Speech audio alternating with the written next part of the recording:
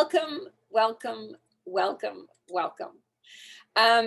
So welcome to Thanksgiving Feast for the Soul. I'm Elizabeth Browning. And this whole show came about because I was working with Ellen on the first piece that you're going to see.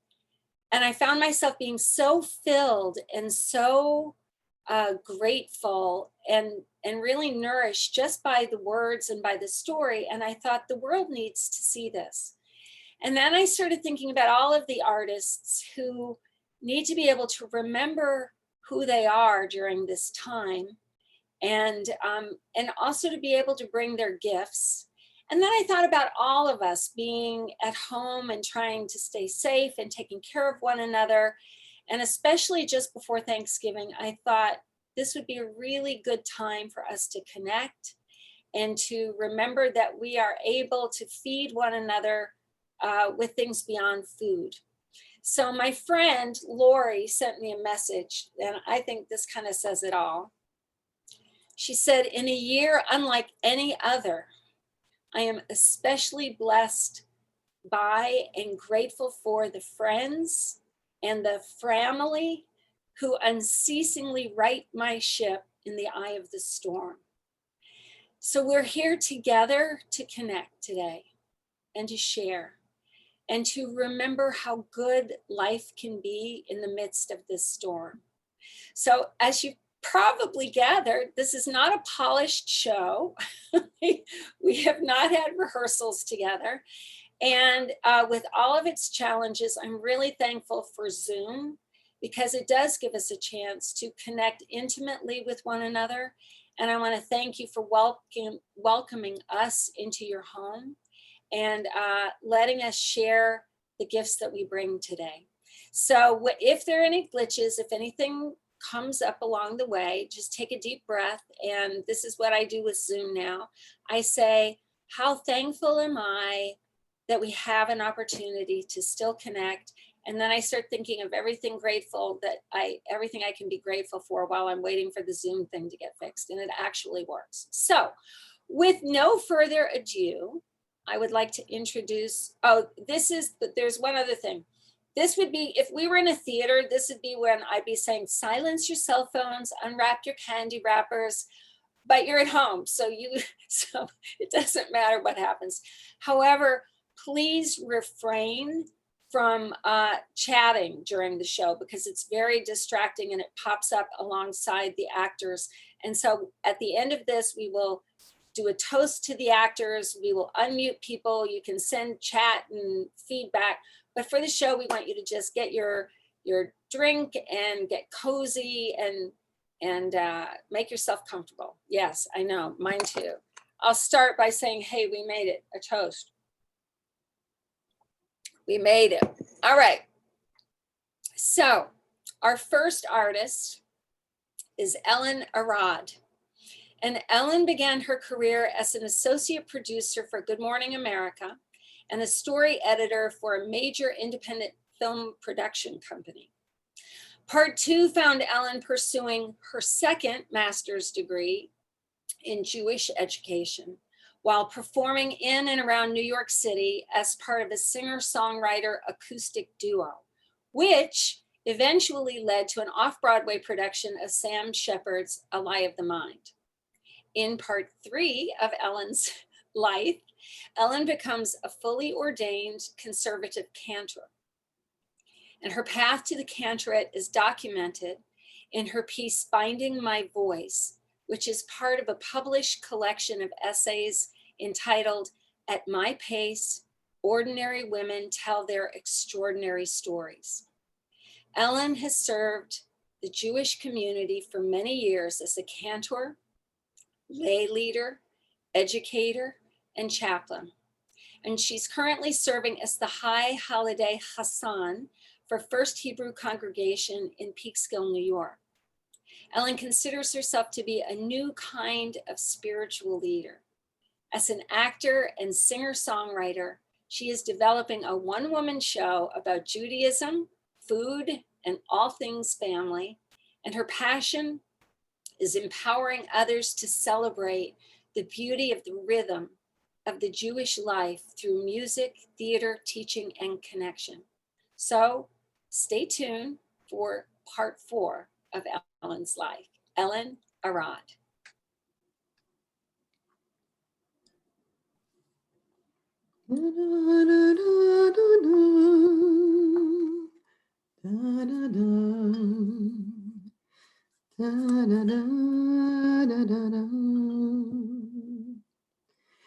Sheltered me from harm, kept me warm, kept me warm.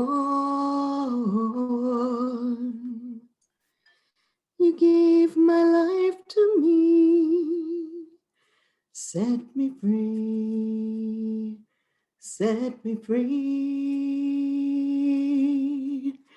The finest years I ever knew were all the years I had with you, and I would give anything I own. I'm making Russian tea cookies. Do you know what those are? They're delightful, ethereal confections that melt in your mouth the moment you bite into it. They're just butter, flour, sugar, and nuts. And while they're still warm from the oven, they're rolled and they're rolled and they're rolled until they look like, in powdered sugar, till they look like little snowballs. I bit into one, and it tasted like my mother's kitchen. That kitchen was big and airy and bright and yellow. Not lemon yellow or a soft buttery yellow or even banana yellow. Highlighter yellow. You know what I mean.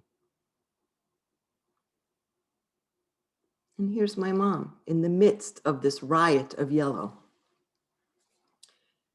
She is wearing one of her turquoise couture designer housecoats, and she's baking.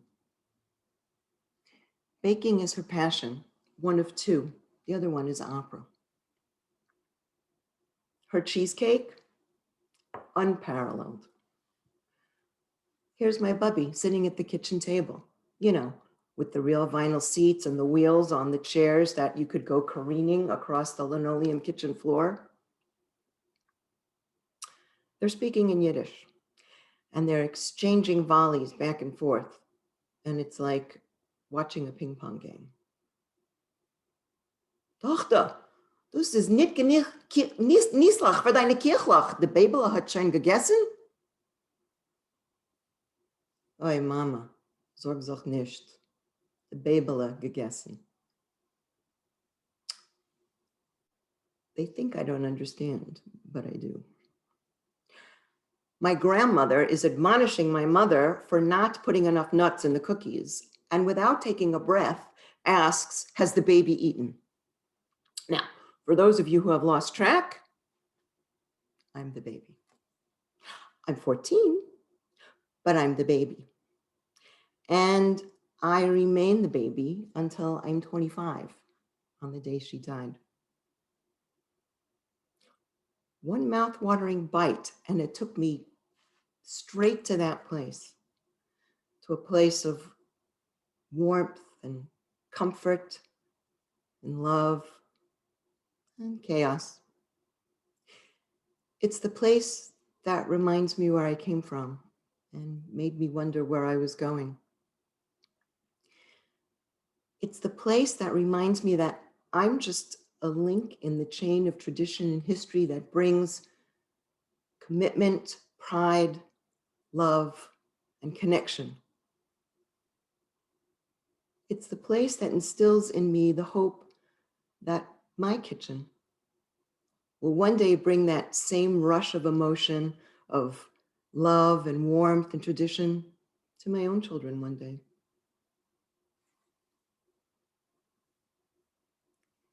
Isn't it amazing what one bite of a cookie can do?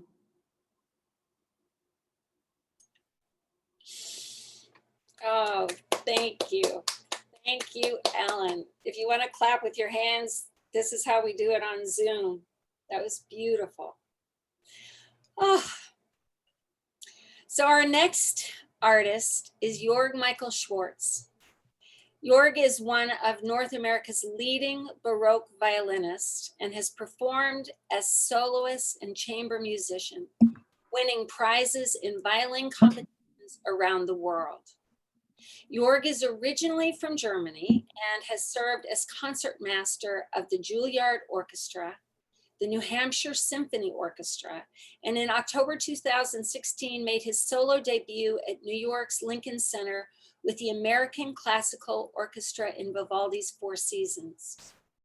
Jorg is a co-founder of the award-winning New York-based ensemble Rebel, which is one of North America's top-tier ensembles, specializing in 17th and 18th century repertoire and performed on period instruments. The Washington Post had this to say about Rebel. The world of Baroque music is a volatile, action-packed place, rife with subversive ideas and hard-driving players. One of the best groups is Rebel, whose playing, fiery, alive, and beautifully controlled, made the evening. A warm welcome to Jorg Michael Schwartz. Thank you so much, Elizabeth. Before I play something on my beautiful 17th century Baroque violin, I just want to give you a rough idea what I'm playing and where that fits in to the history of violin playing. During the Baroque era, roughly defined from 1600 to 1750, there was a long-standing tradition to compose for solo violin or violin alone. That means no harpsichord or continuo accompanying that instrument. Mostly violinist composers such as the German Johann Paul Westhoff, the Italian-English Nicola Matthijs, the very famous Austrian Heinrich Franz Ignaz von Bieber, famous for the mystery sonatas that you may have heard about, Georg Philipp Telemann or Johann Georg Pisendel, all composed pieces or even collections of pieces for solo violin. So it is not surprising that a 35-year-old Johann Sebastian Bach, exactly in 1720, which means 300 years ago, finished composing a collection now known as 6 sonatas and partitas for violin solo. But the title actually says in Italian, Sei soli a violino senza accompagnato. That means 6 solos for a violin unaccompanied. It is one of the most beautifully handwritten manuscripts that we have ever seen. And I'll just give you a quick look, and I'm actually playing from that. I'm not sure if you can, I hope you can see this. This is the manuscript. It's beautifully written. And of course, it's gorgeous music. I will be playing the piece that's underneath that little green post-it on there. I'm not quite sure if it comes, if the sides are switched around, but in any case, I will play it right side up and the correct way. No worries. In any case, this collection of pieces is arguably the culmination of this genre for the solo violin at the time. Of course, later Paganini wrote his famous 24 Caprices, and Eugène Ysaÿe in the late 19th century wrote some of the most difficult 6 violin sonatas, certainly sort of based on the same 6 sonatas and partitas by Bach. In any case, the set is probably written for Pisendel. The two of them met in Weimar around 1707, and then met again when Bach took his last and most famous job at the Thomas Church in Leipzig. And that's where he finished the composition of those wonderful solo sonatas and partitas. I'll be playing on a Baroque violin that is a violin that is set up in the 17th, 18th century style. It has no chin rest, it has no shoulder rest, has no metal strings, all plain gut strings, etc., etc. I'm just going to hold it up. This is a violin by Jakob Steiner from 1668. It was built well before Bach was born in 1685, pardon me. And we actually know that Bach had a violin in his possession. He was not just an organist and a composer, he was also a violinist when he was younger. And he had a violin by Jakob Steiner in his possession. Not necessarily this one. And so I will be playing for you the third movement, which is the Sarabande from the D minor partita, BWV listing 1004. It is that famous partita that ends with the most famous of all chaconnes ever written. And this is the third movement. It is a sarabande, a stylized, slow dance movement.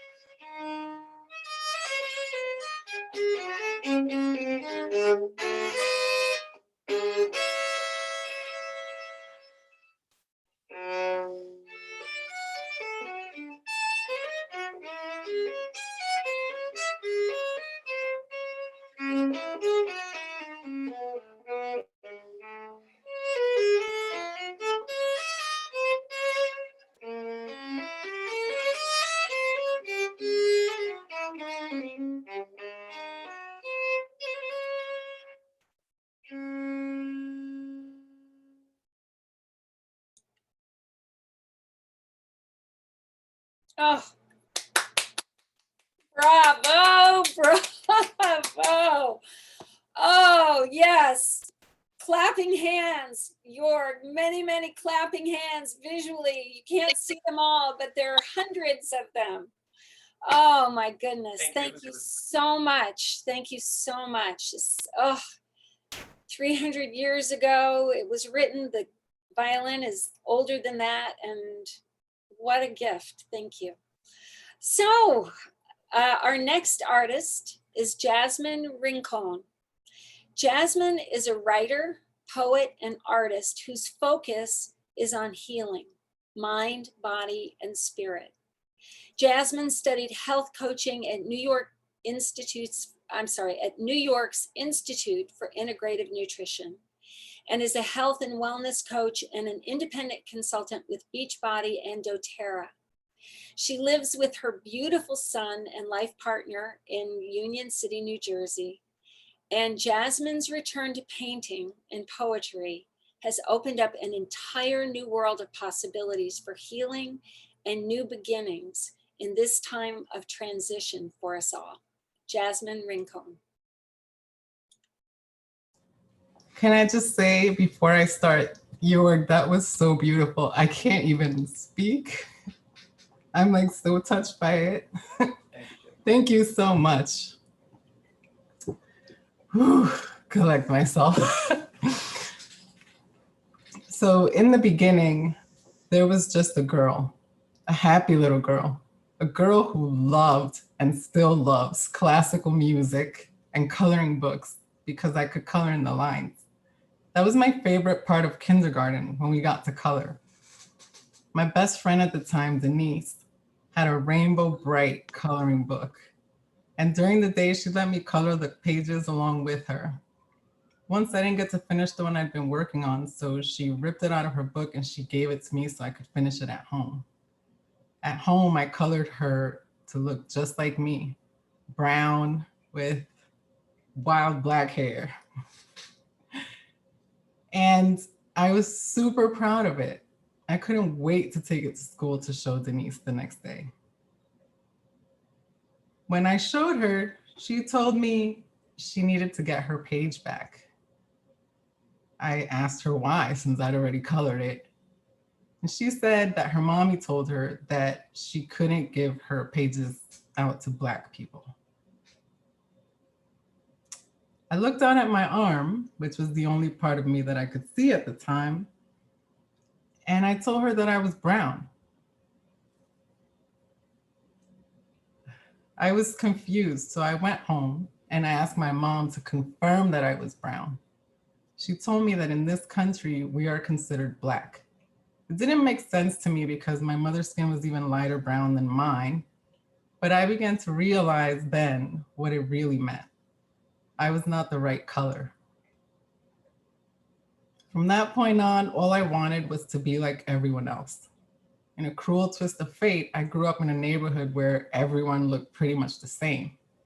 I was taller, a lot taller, and bigger than all the kids in my class through preschool, elementary, and junior high. On picture days, I would stand in the back with the boys wearing my Easter dress, Easter's finest, while all the other little girls sat in the front with their legs crossed in a cloud of taffeta and white tights. At the age of about 14, one day I woke up after sleeping like 14 hours, and I was taller than my 17-year-old sister. I'm like, seriously? How does this even happen? We were eye to eye yesterday. We're from the Dominican Republic, and there's a certain aesthetic they try to achieve, which for my sister was effortless. Tall without being too tall, Coke bottle body while still being thin, hair that curled but could also grow long and straight. My sister was and is beautiful. I, on the other hand, was flat-chested, long arms, longer legs, big feet, and awkward. Everywhere we went, she would attract the attention of all who saw her, and even though I was now taller than she was, I was shy and I tended to melt into the corner of whatever room I was in. It didn't help that most of the time I didn't take off my coat wherever we went. But, so in our culture, when men catcall you, it's sort of like a compliment. It's understood that the more attention you receive, the more attractive you are. I received 0 catcalls. My parents' main focus with daughters was to get us married so that we could have our own families. Based on the deafening silence on the street when I walked by, I was not on track to make that happen. The streets had spoken. I was not the right size. My father, not so subtly, asked me on my 19th birthday, "Oh, pero tú no tienes novio. ¿Y cuándo que tú vas a tener novio? Te va a quedar jamona," which means, "Oh, you don't have a boyfriend? Why don't you have a boyfriend? When are you going to have a boyfriend? You're going to be an old maid." So I decided to try to change who I was. I tried squeezing my feet into smaller shoes, which is as painful as it sounds. The taller I grew, the more I stooped down as if I could somehow convince my body that it could shrink itself to normal girl height. And then, of course, there was my hair. No matter what we did, my hair was untamable. It still is. It's always been thick and wiry. My mother tried to get it under control by relaxing it because to have an afro was considered to be poor people hair. Straight hair was, and probably still is, a status symbol. On all the TV shows that I watched, the girls would have flowy hair that moved and they looked so beautiful to me. But my hair, unbeknownst to me, had decided to wage war against this notion, and despite our best efforts, would curl itself around the nape of my neck in tight little curls. Because of this, the guys on the block from my house decided to call me Chia Pet and would sing the Chia song so loudly you could still hear them even after I was already inside my apartment. I definitely didn't have the right hair. Those days between the bullying at home and the bullying at school, I was in constant misery. I kept looking for evidence that there were others like me and there was nobody there. I couldn't find them. I wasn't the right color, I wasn't the right size, and I didn't have the right hair. So I decided that I must have been a mistake. What's interesting is that when you don't know your own value, you'll accept the one given to you by anyone. I had tried living the way my parents wanted me to live, but it just didn't work. I did meet a man and we had a son that I adore. And together we faced some of the hardest times in my life. Before I cut him loose because he didn't know who he was either. I had looked for myself in different people, situations, and relationships. And my heart was broken. I was tired. Here I laid myself down and decided I'd had enough. 28 years was way too long to be on the planet lost and suffering. Imagine feeling that way at 28. I now wanted to die more than I wanted to be anyone else, or whatever version of myself I'd been up until that point. But I couldn't just die. I had a son to provide for and who counted on me to get him through life. So I began to write. I wrote the thoughts in my head that were too scary to tell anyone else. I started to become undead, letting the venom and sorrow pour out on those pages. And a curious thing began to happen. Little by little, I noticed that I would start my writing with the same refrain. I really just want to die. But over time, new things began to appear on the page. Mundane goings on, like things someone said or musings about why life works the way that it does. Words came through me and took the shape of poems and stories about my son's curiosity and the joy he found in just being himself. It made me realize that there was a little girl that I had to get to know, much through the same process that my son was now enjoying and discovering his life. In those pages, I found my life again, and I began the journey of getting to know this person that I had suppressed for so many years. I found that the me that I am loves to dance and laugh and meditate. I love to listen to people and find connection. I love poetry and music and art, and I made my way back to coloring. This time, drawing the lines wherever I want so that I color on both sides of them. I wasn't made differently so I could be the same as everyone else. And so I find myself here, the perfect size, shape, and color. My hair, a perfect metaphor for my life, untamable and no longer trying to conform to what others expect, but at peace in its wildness. In returning to my art, I recently decided to take some YouTube lessons with oil pastels, and I came across this painting of a little white girl on a swing. I felt an intense desire to see myself in full color, and I thought, I need to be the change that I'm seeking. So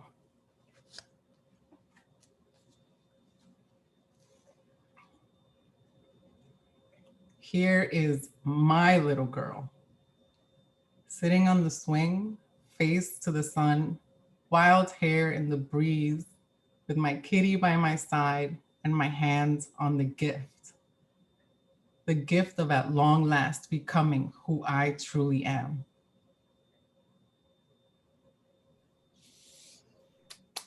Oh. Oh my goodness, Jasmine. Thank you. That picture, I remember the first time I saw that picture. Thank you for reminding us that we get to be who we really are. So our next artist is Daisy Joplin. Daisy is a world-renowned composer and British classical rock violinist with a style of music all her own.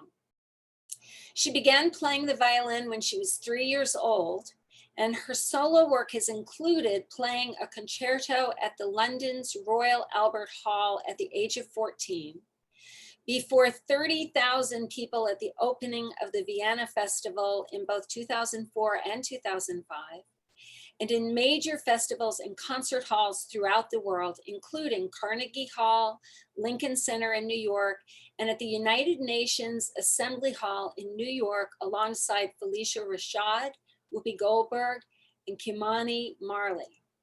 Daisy has collaborated with some of the world's top artists, has created and recorded music for many films, and tours worldwide with her band. One of Daisy's great passions is music education and empowering young musicians.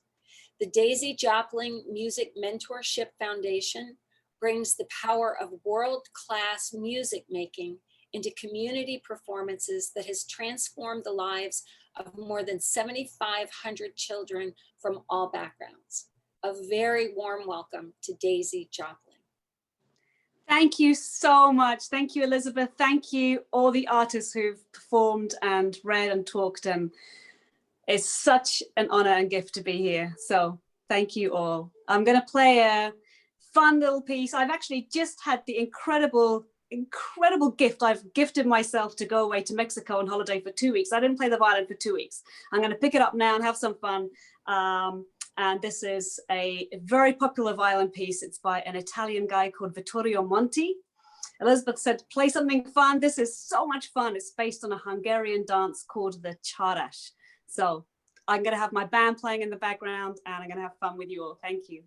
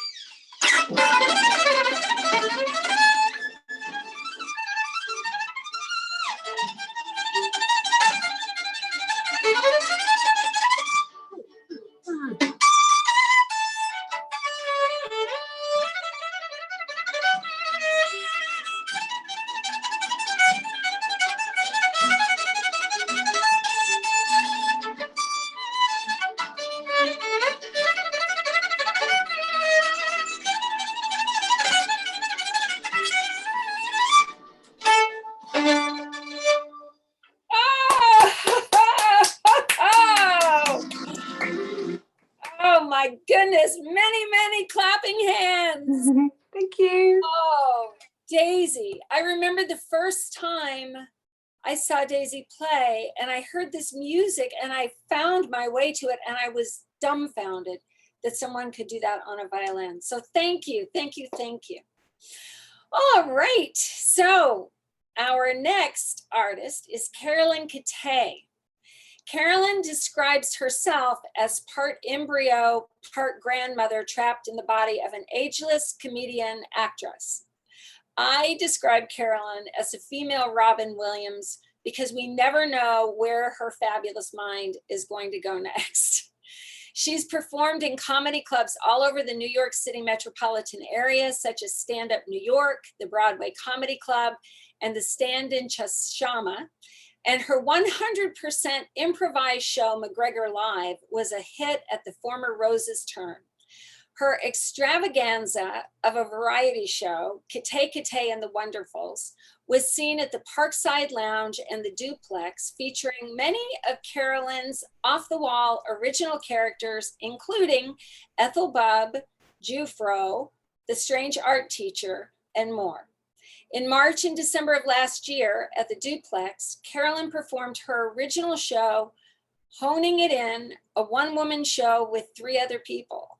A warm and wacky welcome to Carolyn Kate. Wait, Carolyn Kate, yes. Oh, hi guys, can you hear me? I can hear you. All right, I think they can hear me like across town. That's okay. Hi, I'm Carolyn Kate, and I think I'm being obvious when I say this pandemic sucks. Yes? Can we get some hands in the air about the pandemic? Thank you. Especially if you're a comedian, all right? You can't perform inside. No one will come. So I was so grateful when I got a show in a garden. Now, it wasn't Madison Square Garden yet. I am planning on having my show at Madison Square Garden, and with the progress I've been making, the year will be 2068 when I turn 101 years old. It will be a magnificent debut, and then I will drop dead. Okay, thank you. But I'm here all night. Well, no, you don't want that. You'll just, you'll lose your minds. Okay, but so the garden that I did perform in was a community garden in the East Village. Okay, only one person showed up, this guy, and he was sipping on a beer. And then next to him was a squirrel, and she was like, chomping away on her acorn, like the way I do, in the movie theater with my popcorn. Now, I thought I was okay, guys, so I was packing up, and I hear the guy say to the squirrel, this Kate, she's crazy. And I'm not talking about the good kind of crazy, just crazy. And then all of a sudden, this well of gratitude rose and rumbled inside me. And all of a sudden, I heard this cheery little voice scream out, I affected someone. All right, so it's Thanksgiving time, and quite honestly, I am so grateful for my family, my friends, my good health. And, during this time, I'm going to be celebrating it with the ones who triggered me the most, also known as the ones in my pandemic bubble, also known as my family, you know what I mean? And we're all crammed inside my little 600, you can get a sense of 600 square foot apartment. There are lots of us here. We have to tread lightly in Brooklyn, New York, with the plaster falling down from the ceiling so much that my cat Lewis has to wear a hard hat, which gave me an idea. You know how we can't afford our home repair bills during the pandemic, And, for those do-it-yourselfers, you know who you are. So I've developed a whole line of hard hats for all of your pets, okay? Your cats, your dogs, your chinchillas, your hamsters. Come see me after the show. I'll give you a preview to my line. We're marketing it in the spring. All right, well, it's got to be evident by now, people, I'm single, okay? I mean, come on. So when the pandemic hit, my family thought, we're better together. So they just moved right in. Here's the story of a lovely lady who was living with one cat all alone. We were two kittens living all together, yet we were all alone. Till the one day she moved in her controlling sister and her moody, mercurial teenage niece, and their one cat, one dog, and 3 rats. That's the way we all became the crazy bunch, the crazy bunch. Play with me now, the crazy bunch. Do it with me. That's the way, the Meshuggah bunch. That's the way we became the crazy bunch.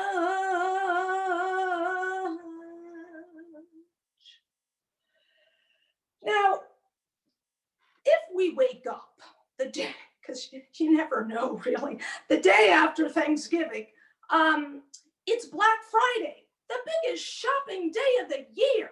So with my small pittance that I make for my nonprofit job, but with joy in my heart, I am going to go out there and shop for my family this holiday season. But I am not going to sell my soul to the corporate greed of Amazon. Oh no, Jeff Bezos, no. You don't own me. You're not going to seduce me with your entitled, shiny, bald head, or your incredible savings, or your ginormous inventory. No, you're not going to be my daddy Warbucks. I'm shopping with my local merchant, Bettina's Bodega Mart. She's got cans of Goya beans with extra dust on the bottoms for extra savings. She's got socks with reindeers on them. She's got Pepto-Bismol pajama sets with the slippers included with the word juicy right on the ass. She's got everything I need. She has most of what I'm looking for. All right, she has nothing. All right, you happy now? Nothing my family wants, but it's the principle. My package won't come tomorrow. Bet your bottom dollar that tomorrow there'll be no Amazon. I'm shopping with Bettina's Bodega Mart. They're beautiful and I'm feeling smart. This holiday I'm shopping with my heart.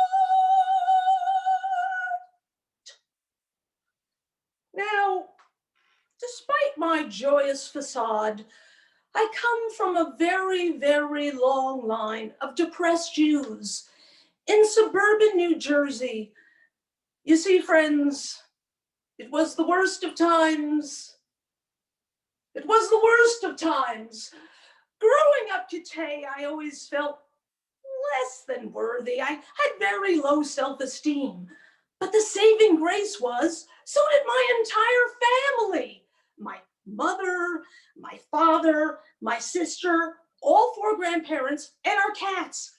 We all felt like shit. You know, my dad used to watch me run in these competitions, and he would stand on the sidelines and say, "Oh, my Carolyn, I'm so proud of her. You know, she's always so kind. She lets the other kids pass her in the line and win the race." No, Dad, it's not that I'm kind, it's just that I'm slow. "But Carolyn, you have such long legs." Well, actually, Dad, I thought I had long legs until my Alexander teacher corrected me and said I actually have long thighs and my calves are regulation size. And Dad, why are you taking me to these running races with 10-year-olds anyway? I'm 40.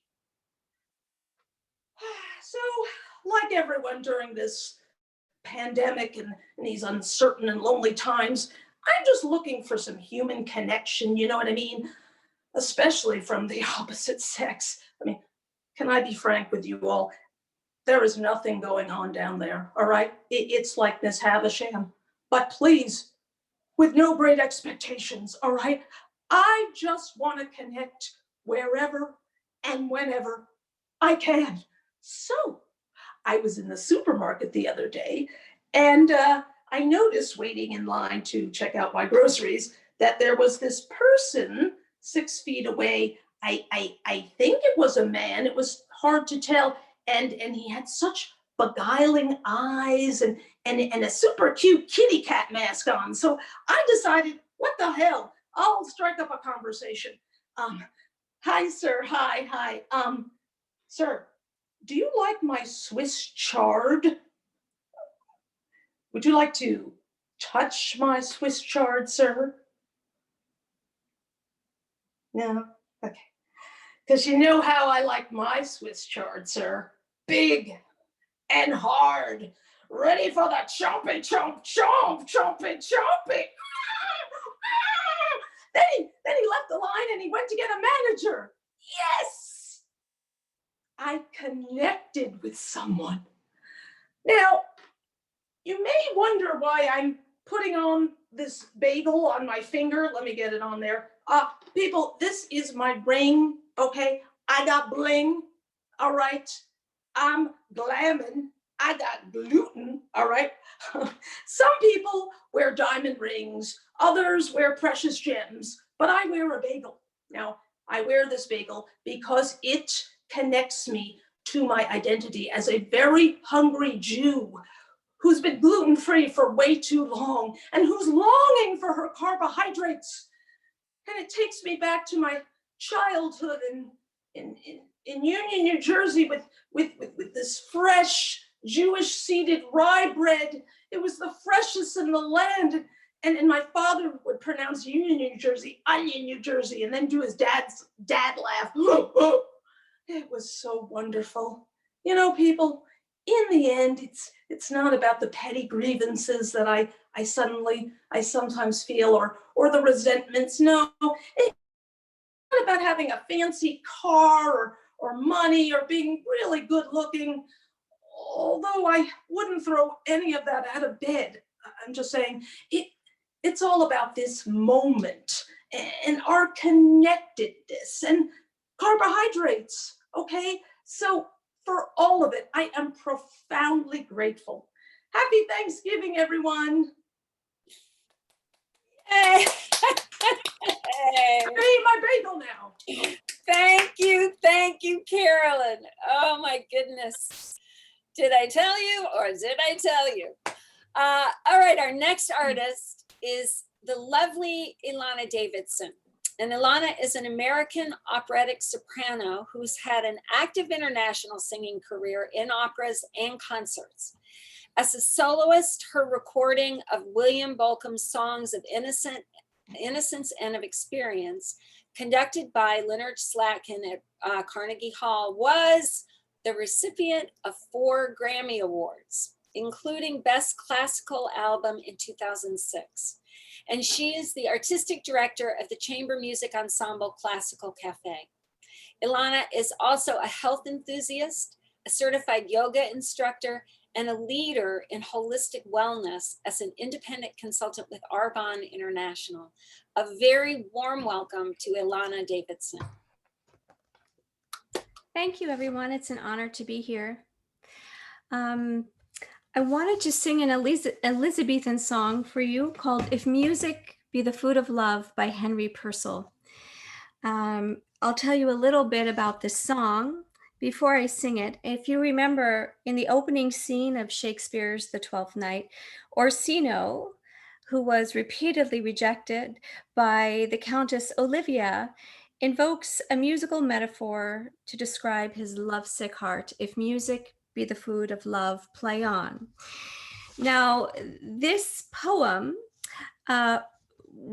must have been a favorite of the 17th century colonel named Henry Heveningham, because he used the first 7 words of that poem as a way to begin one of his own poems. If music be the food of love, sing on till I am filled with joy.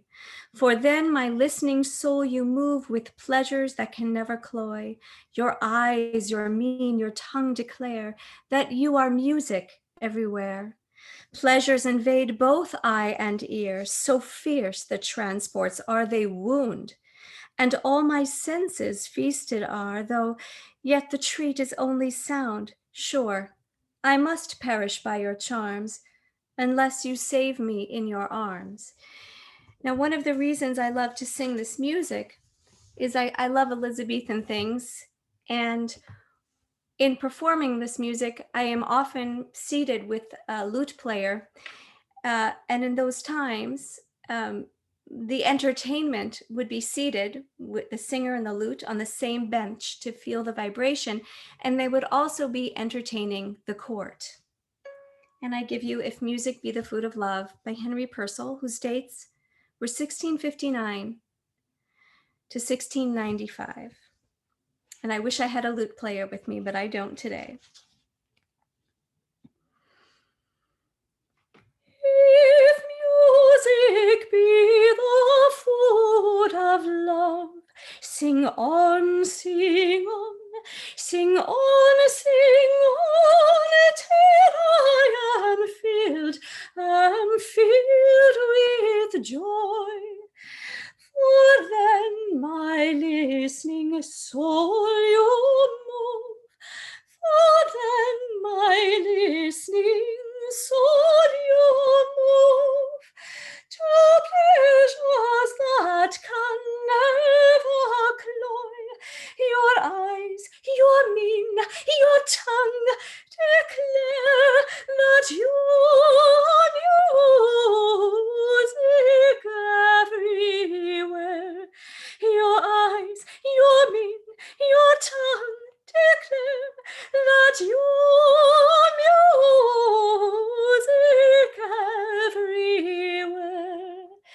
Pleasures invade both eye and ear, so fierce, so fierce, so fierce, so fierce, the transports are they wound, and all my senses feasted on, and all my senses feasted on.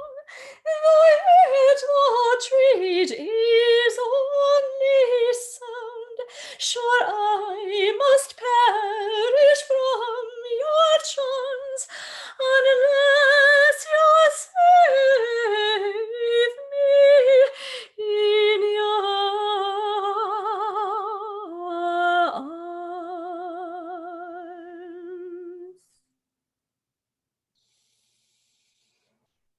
Oh, oh, brava. Thank you. Thank you, Alana. Thank you. And today we are all the kings and queens that are being sung to and taken care of. And I'm so grateful. I'm so grateful. The next artist is Lynn Jordan. And Lynn is wired to do a number of things. She lives in Los Angeles, where she is an award-winning actress, writer, and television producer. In addition, Lynn is the creator of a program designed to help people step into their dream work called Create Your Career from the Inside Out. And most recently, she just launched a program called Gentle COVID Boogie, Moving Meditation to Music. The system is designed to help people in quarantine prevent and overcome symptoms of COVID-19. Free online classes are being offered through the end of the year, thanks to the funding from the CARES Act. So please reach out to Lynn if you would like more information. And today she's sharing a story called Time Capsule Thanksgiving. Lynn Jordan. Thanks, Elizabeth. Hi, everyone. Actually, it started many, many years ago. I heard a story on National Public Radio where they spoke about the holiday of Thanksgiving being celebrated in Japan. Thanksgiving in Japan. It was the 90s, and at that time, it was popular in Japan to emulate American culture. And so they adopted the Thanksgiving holiday. I'm sure not on their official calendar, but as a popular, trendy thing to do. And for their Thanksgiving turkey, they turned to Kentucky Fried Chicken. They would order from KFC early, months in advance, because they sold out. I found this story to be so delightful that one day I hope to celebrate Thanksgiving in Tokyo with some who I would imagine to be my newfound Japanese friends, perhaps sitting on the floor on straw mats, cross-legged, in front of small, low tables, in rooms that are, in a room that would be like, in a room with bamboo and rice paper sliding doors with chopsticks and a huge bucket of KFC. But what I really love about this idea is that no matter where I would be in the world, the sentiment of what this tradition has grown to be can be celebrated anywhere. That the heart of this tradition of Thanksgiving could be shared at any table around the planet. The universal theme of connection through gathering and sharing. Then fast forward to just a couple of years ago. I was in New York and I learned about a Thanksgiving gathering called Soulful Supper. This is when a person hosts a dinner and opens their apartment to friends and strangers. There is a theme of the evening, and the group is there to connect on meaningful topics. I love this idea, so I decided to go.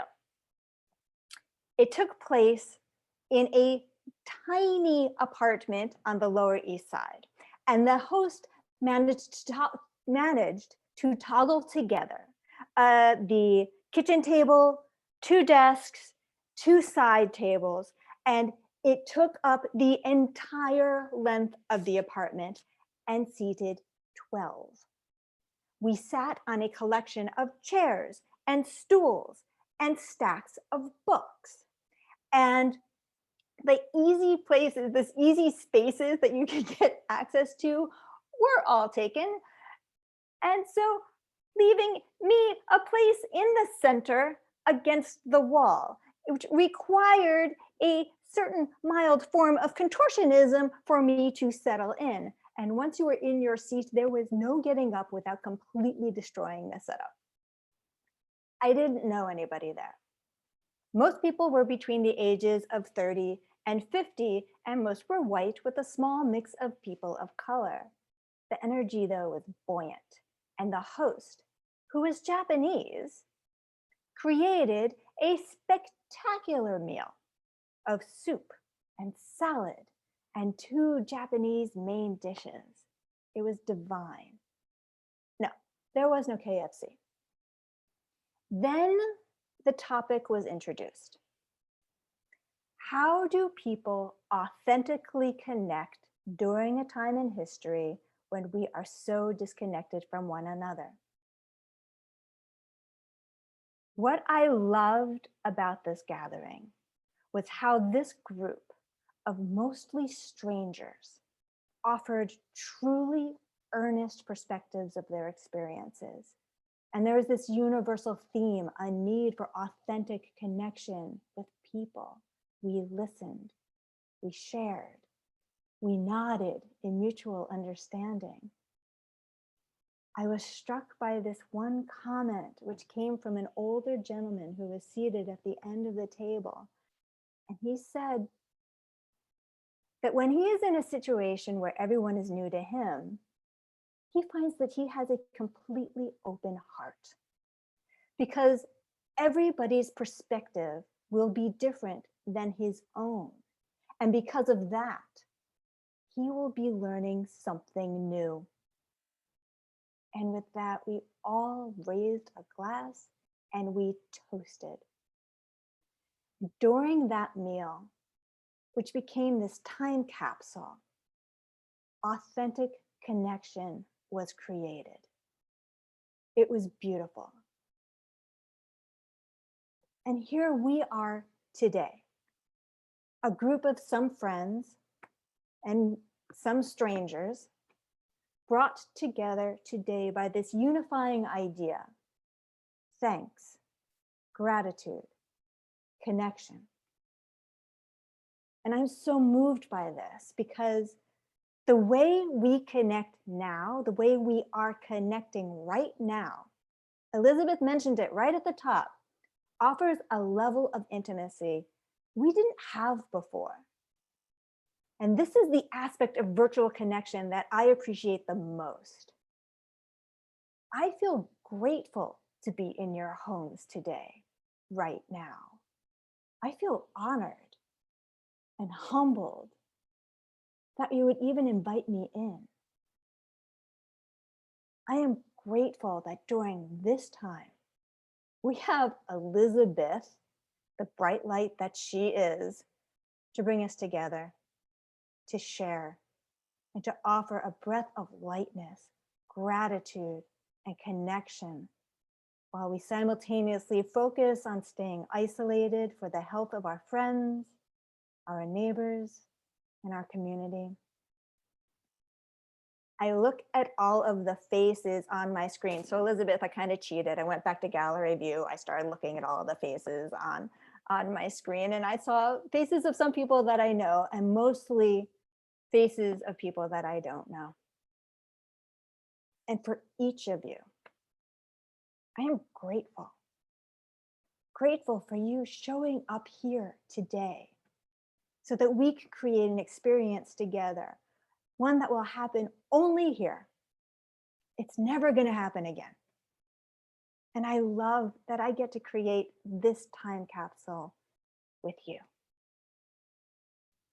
Thank you. Oh, thank you. Thank you. Thank you. Thank you, Lynn. And thank you.